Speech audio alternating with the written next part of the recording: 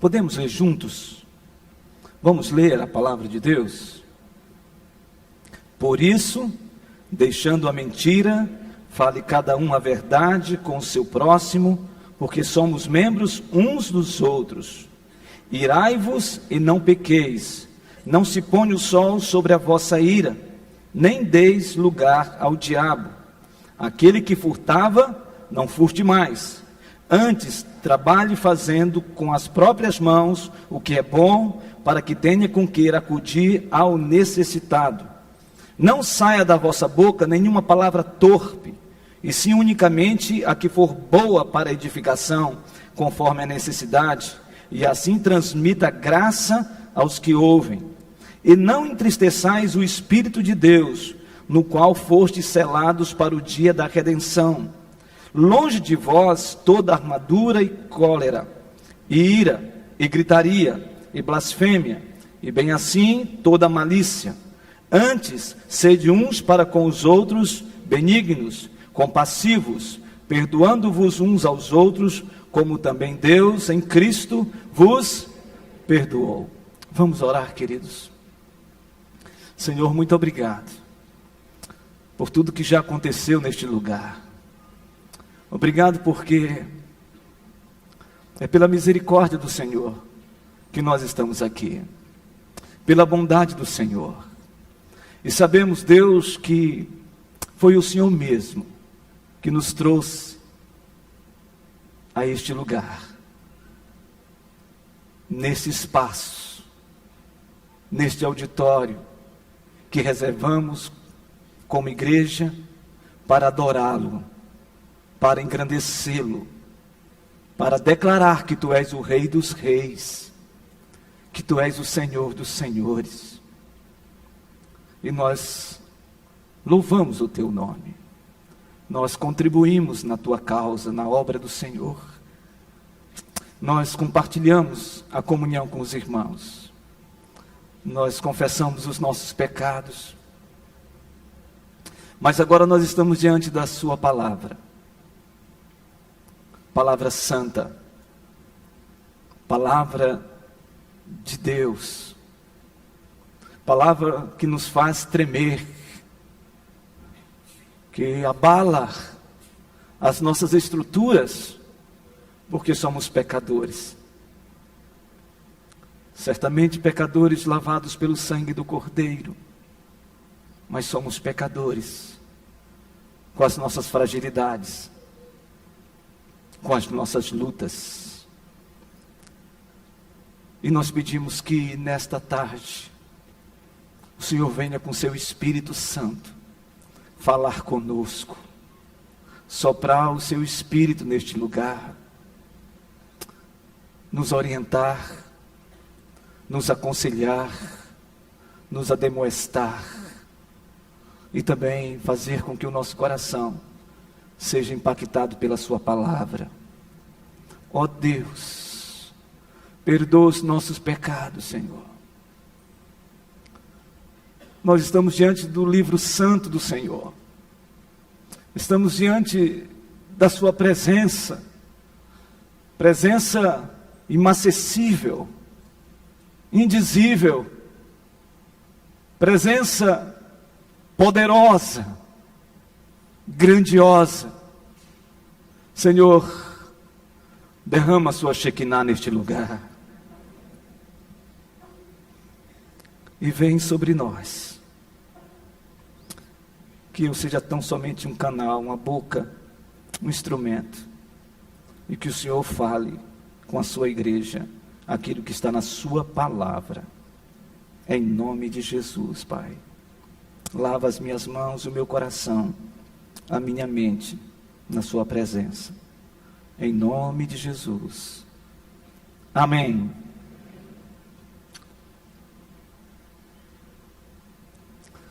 John Wesley, falando sobre santificação, ele disse a seguinte frase: a conversão tira o cristão do mundo, a santificação tira o mundo do cristão. Vou repetir. A conversão tira o cristão do mundo. A santificação tira o mundo do cristão. Hoje nós estaremos compartilhando sobre chamados para andar na santificação. Chamados para andar em santidade. Chamados para andar em pureza. Irmãos e irmãs, eu estou convencido de que se existe algo importante na vida da igreja, em termos de ensinamento, é quando nós expomos expositivamente aquilo que as Escrituras estão nos falando, ou está a nos falar. Eu não tenho dúvida disso. O livro de Efésios, nós já fizemos alguns enfrentamentos que mexem conosco. Nós já falamos sobre eleição, que o Pai nos predestinou, nos chamou antes da fundação do mundo. Isso aos nossos olhos e compreensão é algo muito complexo de se entender, mas está nas Escrituras. E nós cremos que nós fomos eleitos antes da fundação do mundo. Isso é presciência de Deus, isso é conhecimento de Deus. Mas nós também falamos de que este Pai, Criador de todas as coisas, Ele também enviou o seu Filho, através de um ato incondicional, um amor desprendido, ao enviar o seu único Filho para morrer por mim e por você, para nos redimir. Também o texto sagrado de Efésios fala sobre o Espírito Santo de Deus. Fala que o Espírito Santo nos selou. Efésios capítulo 1, versículo 13 diz isso: em quem também vós, após ouvistes o evangelho da verdade, o evangelho da vossa salvação, e tendo nele crido, fostes selados com o Santo Espírito da promessa. Eu e você fomos eleitos pelo Pai, pela graça de Deus, nós fomos eleitos pelo Pai. Eu e você fomos redimidos pelo Filho. Eu e você fomos selados pelo Santo Espírito de Deus, e nós pertencemos a Deus, e nossos nomes já foram escritos no livro da vida. Quem crê nisso, diga amém. Esse é um enfrentamento. É um enfrentamento sobre a salvação. No capítulo 2, Paulo vai falar que nós estávamos mortos em nossos delitos e pecados, mas Ele nos deu vida. E nós andávamos outrora, segundo a inclinação deste mundo, mas pela graça nós fomos salvos mediante a fé, e por causa disso eu e você experimentamos a salvação, a conversão. E nós, um dia, após esse processo que nós já experimentamos, de salvação, de regeneração, de justificação, de santificação, eu e você estaremos experimentando a glorificação junto com o Pai nas regiões celestiais. Isto é sobre o que Efésios fala. O livro de Efésios fala de que o Senhor rompeu, através de Cristo, a parede da separação. E essa foi uma exortação que o Senhor, usando o apóstolo Paulo, para falar ao coração dos gentios, desses cristãos da igreja de Éfeso, dizendo de que não existem mais judeus na concepção espiritual, e nem também gentios, porque aquele que está em Cristo, que é nova criatura, essa parede da separação foi derrubada, foi demolida. Então eu e você temos livre acesso.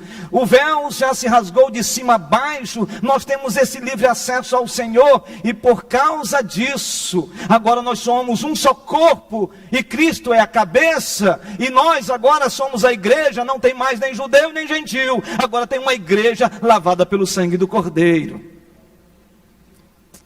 O que Paulo está falando é como que nós devemos viver. E ele está fazendo esse chamamento. E eu peço a você que observe o capítulo 1 de Efésios, versículo 18. Por gentileza, dê uma folheada nesta carta e observe, porque aqui há um divisor de águas que vai apontar exatamente para o capítulo 4, 5 e 6, que diz assim: iluminados os olhos do vosso coração, para saberdes qual é a esperança do seu chamamento, qual é a riqueza da glória da sua herança nos santos. Paulo está falando que houve um chamamento. Deus nos atraiu para vivermos esta compreensão de que fomos salvos, que fomos regenerados, que fomos transformados, que nós agora fazemos parte do corpo de Cristo, que nós agora fazemos parte da nova aliança, que nós agora fazemos parte da igreja, a noiva, ataviada, com vestes brancas. É isso que do capítulo 1 ao capítulo 3, Paulo vai tratar, que é a ortodoxia, ou seja, é um ensino. Ele está instruindo a igreja de Éfeso. Na verdade, ele está instruindo a igreja do Senhor. Mas a partir do capítulo 4, nós começamos a compreender e perceber de que Paulo vai tratar de aspectos práticos, empíricos, concretos. Não que não percebamos que exista também, ou existam ensinos, no capítulo 4, 5 e 6, em termos de teologia. Mas a ênfase é prática, é sobre atitude. Então essa ideia de nós somos chamados para viver em Cristo, agora no capítulo 4 ele começa a tratar de que nós somos chamados para andar em Cristo. Tem a ver com o andar, tem a ver com caminhar, tem a ver com vida cristã, tem a ver com ortopraxia, tem a ver com prática cristã. A Bíblia não pode ser vista apenas como uma instrução que enche o nosso intelecto, o nosso cognitivo, o nosso campo de conhecimento e apenas produza conhecimento. A Bíblia é mais do que isso. A Bíblia é produção de conhecimento de Deus, sim. A Bíblia nos faz compreender, através do discernimento que Deus nos deu para compreender aquilo que Deus está falando. Mas mais do que isso, a Bíblia nos chama, evoca para viver uma vida cristã prática. Me parece que até uma redundância, vida cristã prática, ou a prática da vida cristã. E ele trata disso, do versículo 1 até o versículo de número 16, do capítulo 4, melhor dizendo, é isso mesmo, do versículo 16, ele trata exatamente disso, de como andar em unidade. Como nós devemos andar em unidade? Mas a partir do versículo 17, ele vai falar sobre como nós devemos andar em santidade, em pureza. Foi isso que os pastores compartilharam na semana passada. E os pastores compartilharam isso a partir do versículo 17 até o versículo 24. Como que nós devemos viver em santidade? Ele está falando de que nós fomos instruídos, de que nós fomos renovados na nossa mente sobre o conhecimento de Deus. Ele fala sobre como nós devemos caminhar em Cristo.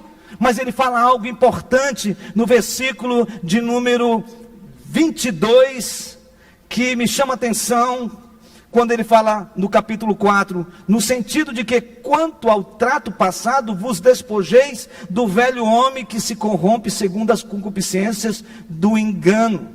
E aí no versículo 24 ele diz, e vos revistais do novo homem, criado segundo Deus, em justiça e retidão, procedentes da verdade. O que ele está dizendo?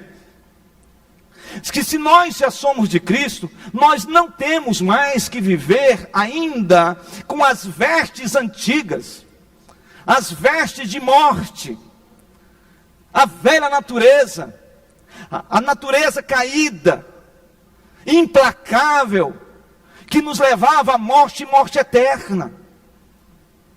Quando Paulo fala aos 2 Coríntios capítulo 5, versículo 17, se alguém está em Cristo, é nova criatura, as coisas velhas se passaram e eis que tudo se fez novo, um novo sentir, um novo pensar e um novo agir. Ele está dizendo de que eu e você precisamos nos despir dessa velha roupa, essa velha roupagem que havia, e em Cristo Jesus agora, mediante Cristo, nós somos agora um novo homem, uma nova mulher.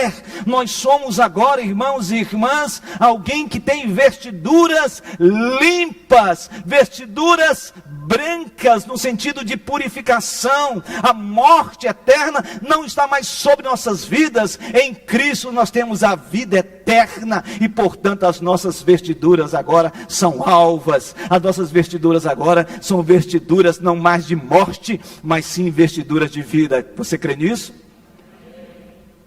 Muito bem. Partindo disso, ele então agora vai compartilhar de maneira muito mais prática alguém que tem vestiduras novas, uma nova roupagem, como que deve viver. Os irmãos e as irmãs sabem que Paulo está tratando aqui com a igreja. Paulo está compartilhando com a igreja. E aí Paulo trata duas questões que me chamam muita atenção. A primeira, Paulo está falando sobre uma conversão genuína. A conversão genuína é aquela quando você entrega a sua vida a Cristo, você se arrepende dos seus pecados e você então o recebe como Senhor e Salvador. A partir daquele momento você foi alcançado pela graça de Deus e você é salvo, e uma vez salvo, salvo para sempre. Muito bem.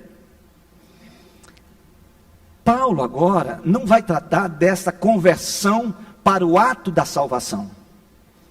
Paulo vai tratar de uma conversão no sentido de ato contínuo. Ou seja, se vocês são de Deus, se vocês têm vestiduras agora novas, se vocês têm vestiduras de viver como cristãos, lavados pelo sangue do Cordeiro, vocês precisam saber de alguns aspectos específicos da vida de vocês. E aí ele vai tratar de alguns pecados específicos e que tem a ver com a igreja. Obviamente que é algo pessoal, mas ele está tratando com a igreja. E a primeira questão que ele trata sobre esse chamamento à santidade é que aquele que é chamado a viver em santidade, aquele que é do Senhor, deve se afastar da mentira. Aí nós vamos para o texto. Observe o texto sagrado, versículo 25. Diz assim: por isso, deixando a mentira, fale cada um a verdade com o seu próximo, porque somos membros uns dos outros. O que ele está dizendo é, se vocês são de Deus, se vocês precisam se despir das vestes da mentira. Ele está falando de alguém que é controlado pela mentira, alguém que é dominado pela mentira, alguém que é dominado, controlado, envolvido e vive uma vida de mentira. É questionável se de fato essa pessoa teve um encontro real com Jesus. É isso que Paulo está falando. E aí me chama a atenção, e eu quero que você abra a sua Bíblia no Evangelho de João, capítulo 8. Evangelho de João, capítulo 8. Evangelho de João, capítulo 8. Segura o seu texto lá em Efésios. Evangelho de João, capítulo 8, versículo 44.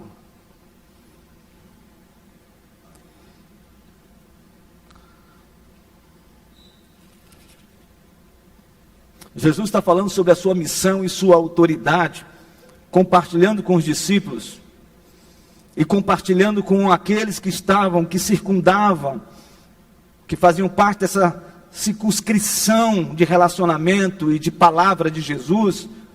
No versículo 44 diz assim: vós sois do diabo, que é vosso pai, e quereis satisfazer-lhe os desejos. Ele foi homicida desde o princípio e jamais se firmou na verdade, porque nele não há verdade. Quando ele profere mentira, fala do que lhe é próprio, é natureza dele, porque é mentiroso e pai da mentira.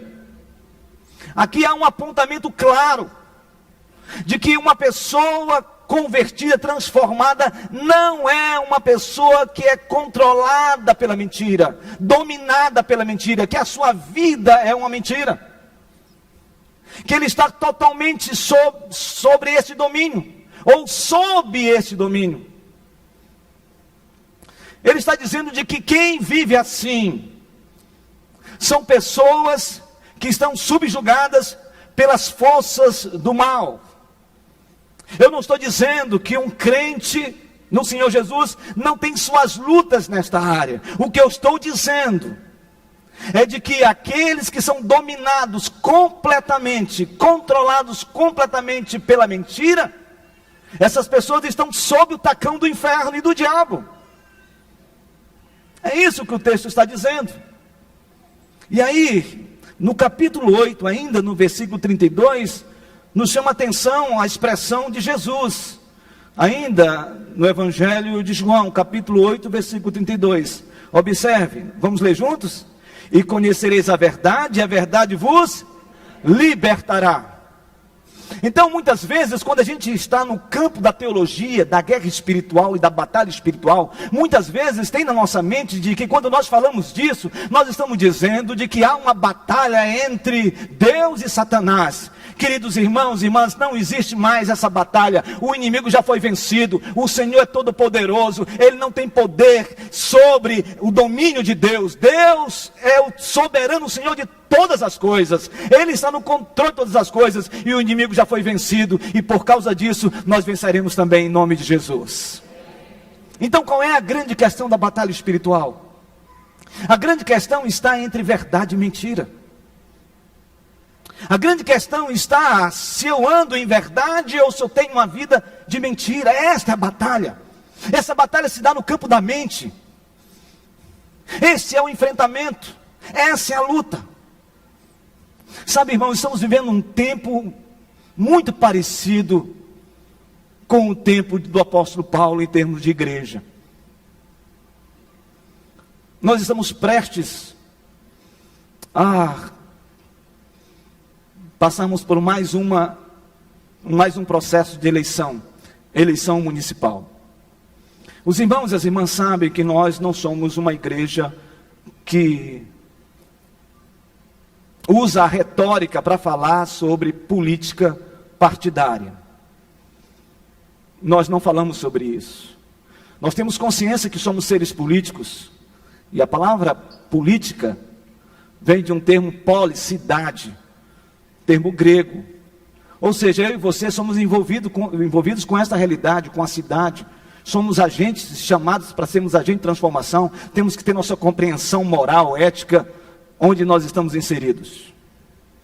Mas, honestamente falando, irmãos e irmãs, é importantíssimo que a igreja, quando contemplar um candidato, contemple a história do candidato, contemple a vida desse candidato, contemple se ele de fato vive em verdade, se o caráter dele fala mais alto do que qualquer outra coisa, se ele é ficha limpa.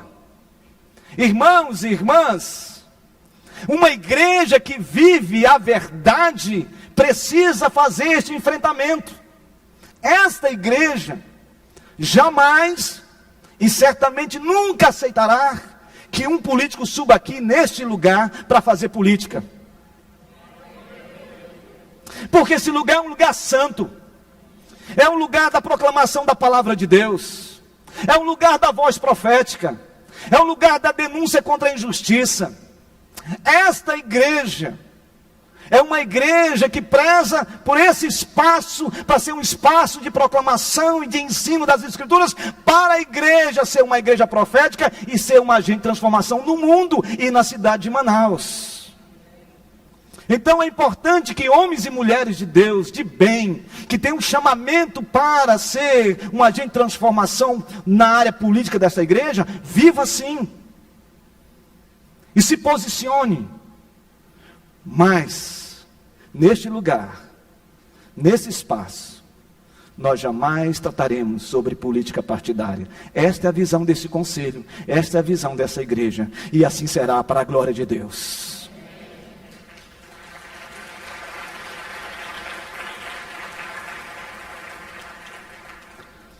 Nós precisamos viver em verdade. Agora a gente tem que olhar para a gente. Como está a nossa vida em termos de verdade? Temos vivido verdadeiramente em verdade? Andado em verdade como igreja?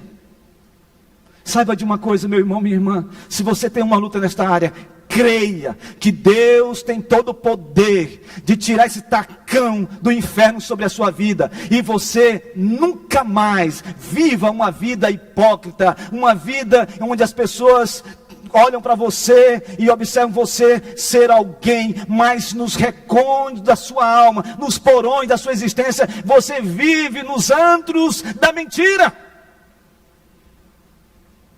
A gente que entra nesse lugar, levanta a mão para o céu, se ajoelha diante de Deus e entra nos bares da vida, entra na prostituição da vida, entra no adultério da vida. Tem gente que vive assim, isso é mentira.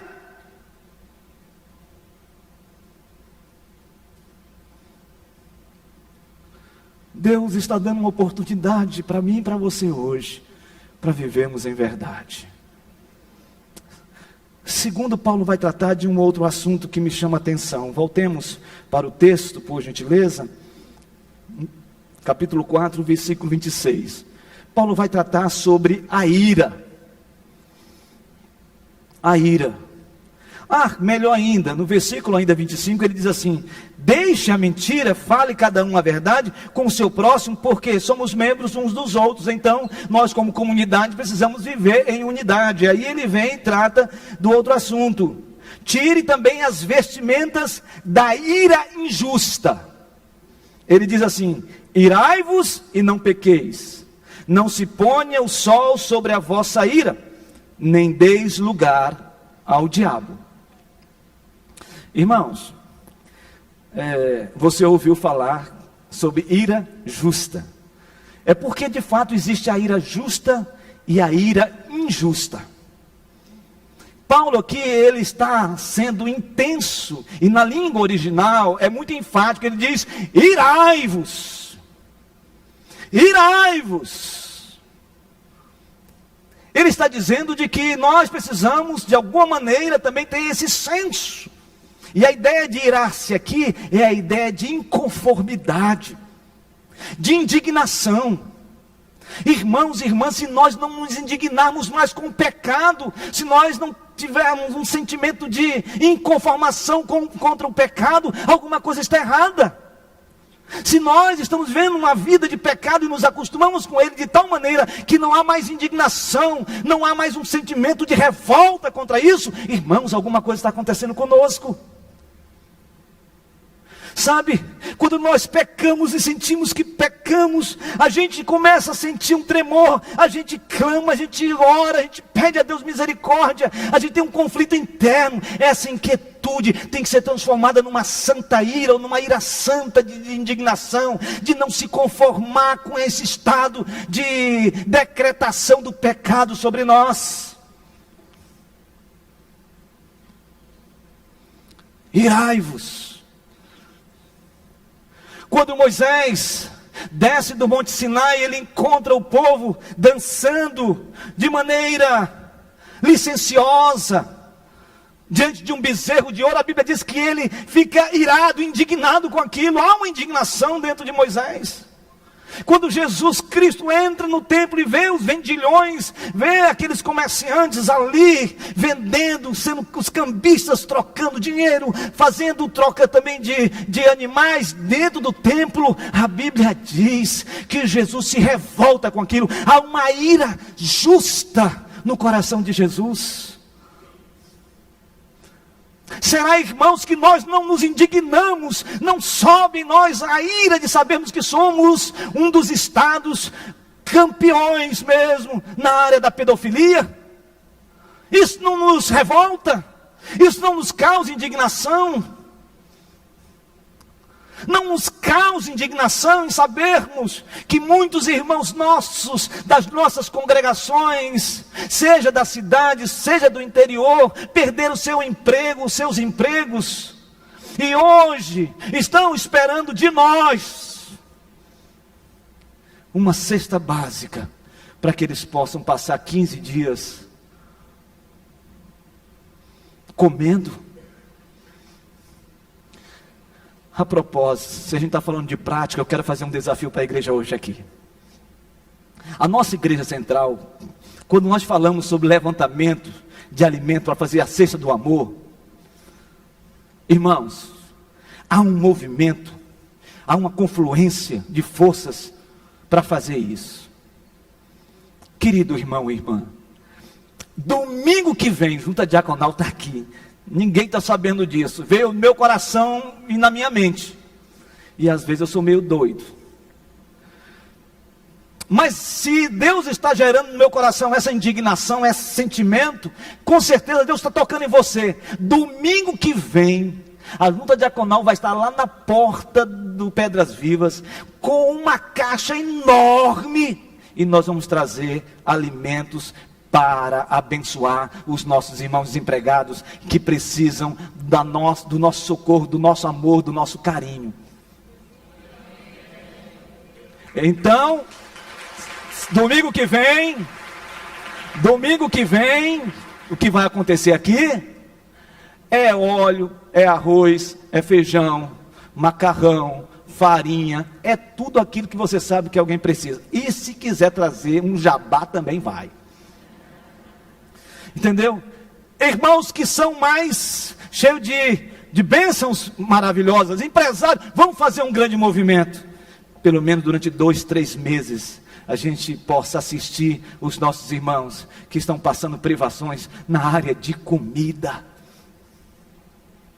A igreja tem se movimentado, irmãos, nesta área. Mas nós podemos ter um ato de amor. Domingo que vem, eu vou passar um chip ali, vou ficar na porta. Entrou, tá certo. Não, pastor, eu esqueceu. Volta, vai buscar e traz. Ainda dá tempo. Quem concorda com essa manifestação do Espírito de Deus, levanta a mão. Maravilha. Então, junto diaconal, se prepare. Então, irmãos, aqui tem a ver com essa indignação. Mas aí ele diz, há um problema. Há um problema que é tênue entre a ira justa e a ira injusta. O que é a ira injusta? É quando a gente passa desse sentimento. É quando começa a haver uma espécie de armazenamento. É quando a gente acumula. E aí ele explica isso. Ele diz assim, olha, não se põe o sol sobre a vossa ira. Ou seja, não peque. Não peque. Se você está indignado, amém. Mas quando vem vingança, quando vem sentimento frívolo, quando vem um sentimento aqui dentro que transcende isso, um senso de fazer justiça com as próprias mãos, aí, irmãos, isso é pecado. Aí nós não podemos avançar. Então a nossa ira tem que ser justa, ela não pode ser injusta. Quando a gente tem esse sentimento de dar de volta, de troco, e tem muita gente assim. Pastor, agora eu aprendi, eu posso me irar, e vou pegar um taco de beisebol, e hoje eu vou acertar a cabeça do meu marido. É de Deus. Não, não é de Deus, e não é para pegar. Por quê? Porque isso é pecado, transcendeu, mesmo que ele tenha feito uma injustiça contra você. E o contrário também é verdade. Mas ele diz assim, não se põe o sol sobre a nossa ira, ou sobre a vossa ira. Interessante isso, porque tem gente que diz assim, agora eu já sei, pastor. Então eu vou ficar irado com essa pessoa até o ocaso do dia. E aí eu durmo, aí eu resolvo no outro dia, porque esse dia eu posso ficar desse jeito, na boa e tudo mais. Você já pensou nessa cena? Você sabe que existem alguns lugares que o sol se põe 3, 4, 6 meses. Ele fica em plenitude de luz. Você já sabia disso? Já pensou nisso? É isso que ele está falando? Não. O que ele está dizendo aqui é que nós não podemos acumular. A gente não pode juntar essas coisas dentro do nosso coração. A gente não pode fazer isso. Tem gente que é assim. Irmãos, as mulheres nesta área, elas são expert. Nós temos homens um monte de defeitos. Eu sei que ao sair daqui eu vou receber palavras abençoadas das mulheres. Mas é verdade. Amor, eu te amo. Irmãos, as mulheres, elas vão juntando, elas vão acumulando, e elas levantam o tapete e vai jogando. Aí um dia, aquele dia santo de Israel, aí a gente entra num assunto, e a gente, como homem, vai mal. Ela diz: ah, é? Lembra de 1926? Lembra daquele dia? E ela puxa e vem. 1926, 1930, 40, 50, 60. Irmãos, é uma capacidade, é uma metralhadora abençoada para cima da gente. É uma capacidade de retenção e de argumentação. E outra coisa, irmão, baixa a cabeça, ora a Deus e fica pianinho, que é melhor para você. Nós não prevaleceremos contra elas. Entendeu? Tem a irmãzinha que disse: amém, pastor. Fala, Senhor, agora. Não é? Então não vamos acumular, vamos falar. Mas ele continua dizendo: e nem deis lugar ao diabo. A mesma coisa, a mentira, e a mesma coisa sobre a ira. Não dê lugar para o capeta. Não dê lugar para o inimigo.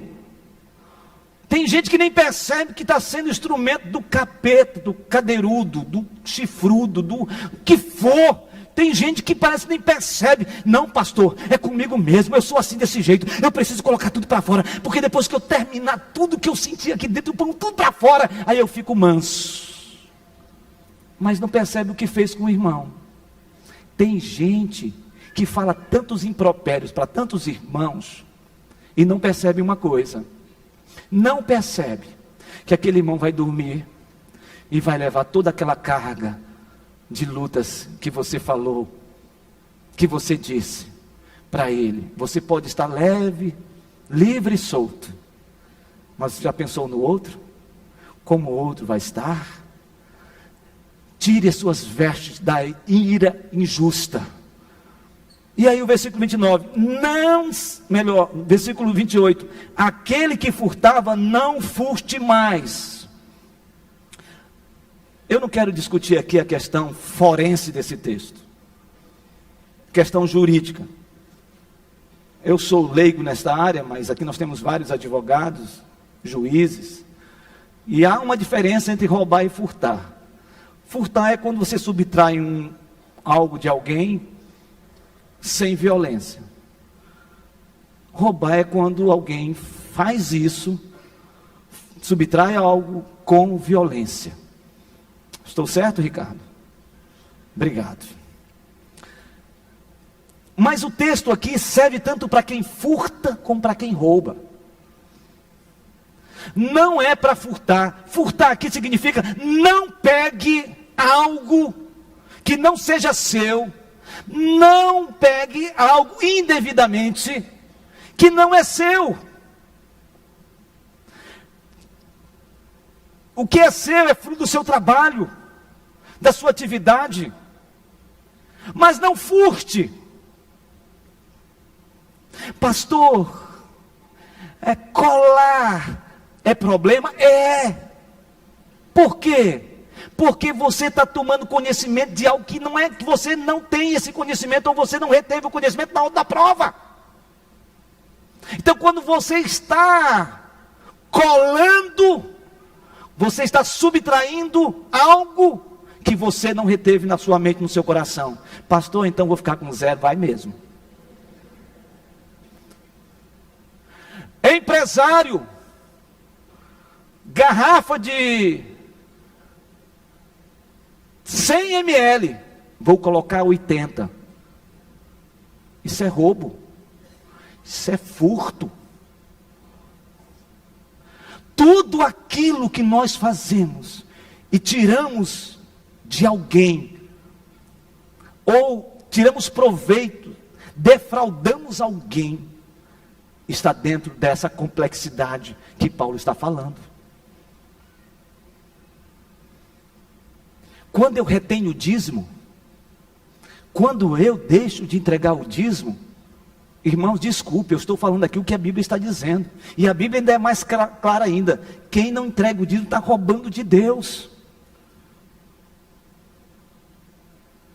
Quem furta, não furte mais. Se você não tinha esse conhecimento, agora você tem. Viva agora na integridade, na retidão, na seriedade. Tire as vestes de uma vida de furto, de roubo. E aí ele diz: antes trabalhe fazendo com as próprias mãos o que é bom, mas ele ainda vai além, para que tenha com que acudir ao necessitado. Então, além de eu trabalhar, além do que eu ganho, tem que servir para mim, não posso ser alguém avarento. Eu tenho que ter um senso distributivo, eu tenho que ter um senso de compartilhar aquilo que Deus está me dando. Não é possível, irmãos e irmãs, que Deus tenha nos dado tanto e nós não dividimos com ninguém. Alguma coisa está errada. Eu não posso imaginar de que eu estou num grupo familiar e um irmão está passando necessidade e eu não sinta um mover do meu grupo em favor desse irmão, porque a gente fica preocupado: será que ele vai tirar proveito da gente? A gente sabe quem tira proveito, irmão. A gente sabe quem tira. 1 João capítulo 3, versículo 18: filhinhos, não amemos somente de palavra, nem de línguas, e nem de língua, mas sim de fato e de verdade. É isso que o texto está dizendo. Isso é pecado. Pecado quando a gente não abençoa o irmão. A gente só fala do pecado de comissão, que é o ato intencional do pecado, mas nós não falamos do pecado por omissão, que é quando eu deixo de fazer aquilo que Deus está movendo meu coração para fazer, em prol do outro.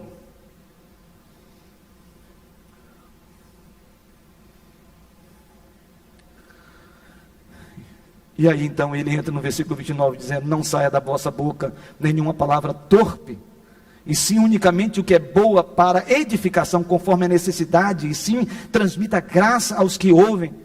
E não entristeçais o Espírito Santo de Deus, no qual fostes selados para o dia da redenção. A palavra torpe aqui no grego é a ideia de uma árvore podre produzindo frutos podres. É um peixe podre. Palavra torpe é terrível.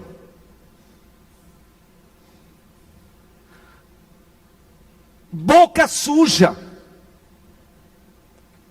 Eu não estou falando de você ser uma pessoa dinâmica, agradável, uma pessoa que brinca, que celebra a vida. Eu não estou dizendo isso. Eu estou falando de gente que sai aqui pelo canto uma saliva ácida, cheio de palavras impropérios de baixo calão. Traduzindo: boca suja, palavrão. Tem crente que, meu Deus do céu, é assustador. Quanta palavra feia ele fala. Quanto palavrão. Quanta palavra terrível. Mais do que isso, palavra maldita. O que tem de crente falando mal do outro pelas costas é algo terrível.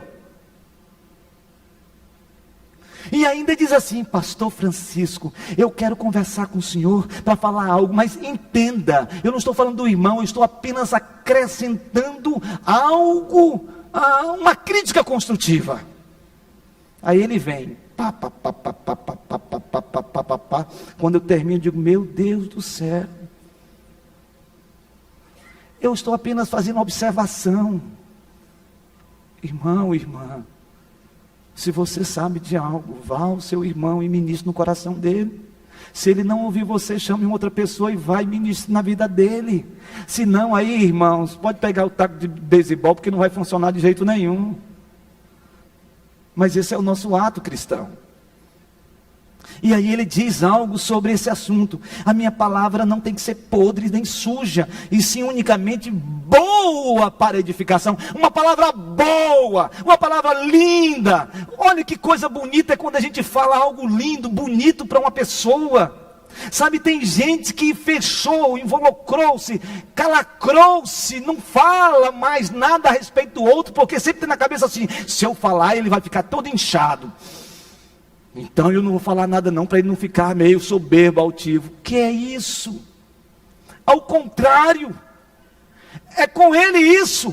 Mas fale algo bom, uma palavra boa, de ânimo, de encorajamento, de dizer: olha, querido, você é uma pessoa maravilhosa, você tem umas qualidades lindas. Comece a falar das qualidades das pessoas, comece a falar das coisas boas das pessoas, comece a dizer e a afirmar algo no coração dessa pessoa que ela tem, que ela possui, que é algo maravilhoso. Queridos irmãos e irmãs, está na hora da gente começar a falar coisas boas dos irmãos, das irmãs, e assim transmita graça aos que ouvem. Transmita graça, seja gracioso, graciosa. Sabe, irmãos, a vida cristã é tão pesada, o mundo está gerando tanta coisa, que as pessoas estão ficando retesadas, fechadas, o rosto fechado, sisudo, sabe? As pessoas agora não se alegram mais, as pessoas não conversam mais com leveza, a palavra sempre é azeda, sabe? Com ressentimento. Querido irmão, você é de Jesus. Você é de Jesus, Jesus está em você. A coisa mais linda você já tem no seu coração, que é Cristo Jesus. Você pertence ao Rei dos Reis, do Senhor dos Senhores. Você é filha do Senhor Jesus, menina dos olhos de Deus. Você é precioso e preciosa. Que coisa linda! Então viva essa lindeza, viva essa alegria, viva essa intensa satisfação de saber que você é um cidadão do reino de Deus. Que coisa maravilhosa é essa? Todo mundo tem defeito. Todo mundo tem defeito. E olha, irmãos, eu tenho tantos. Mas quando alguém chega e me abraça e diz uma palavra boa no meu coração, eu fico tão feliz. Sabe? Você não fica feliz quando alguém fala algo bonito para você? Fica feliz? Quem fica feliz aqui quando alguém traz uma palavra boa, edificante? Levanta a mão que eu quero ver. Todo mundo. Então agora olha para o lado e diga assim: olha, talvez faz 2 anos que você não fala isso para o seu marido. Talvez a pessoa está do seu lado, você nem conhece a pessoa, mas diga assim: você é de Deus, você pertence a Deus. Fala algo para essa pessoa, diga algo, uma palavra boa, linda, maravilhosa. Fale para a pessoa, compartilhe com ela, diga isso. Shoa esse pecado da maledicência, esse pecado que não edifica, palavra torpe. Não deixe o Espírito Santo se entristecer, se afastar de você. Ele não sai de você porque ele está em você, mas ele se entristece, ele se afasta, ele não comunga com isso. E aí finalmente, versículo 31 e 32. Longe de vós toda amargura e cólera, e ira, e gritaria, e blasfêmia, e bem assim toda a malícia.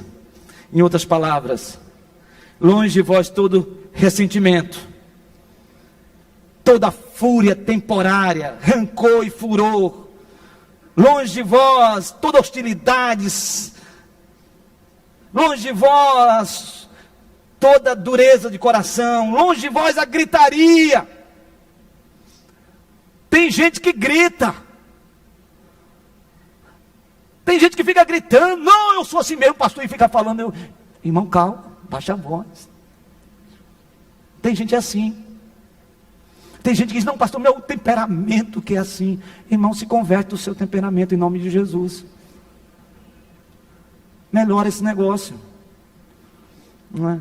Blasfêmia, olha o texto falando aqui sobre blasfêmia.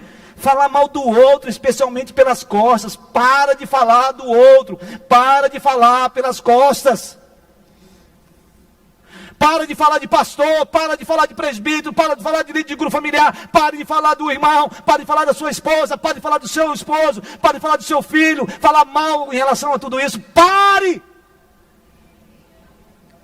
30 dias sem falar mal.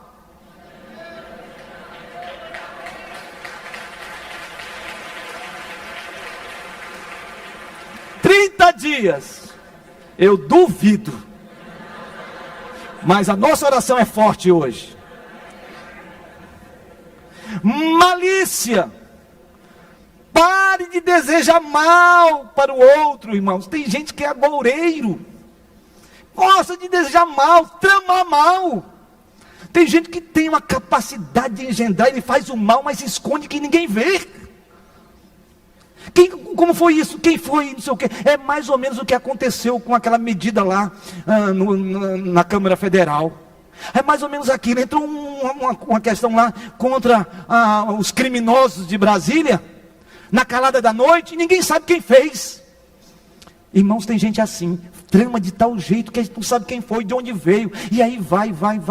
E quando a gente descobre, o irmão está destruído, a gente sabe quem foi que fez. Malícia. Tramar, falar mal.